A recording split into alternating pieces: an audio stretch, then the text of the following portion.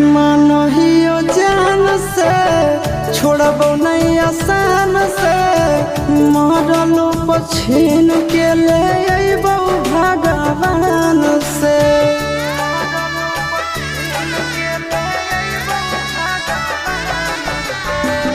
मानहियो जान से छोड़बो नहीं आसान से मरलो पछीन के ले अइबो भगवान से।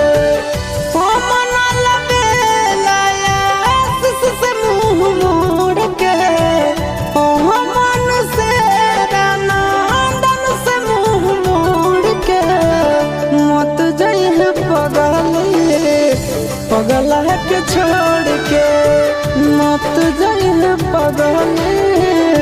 पगला के छोड़ के।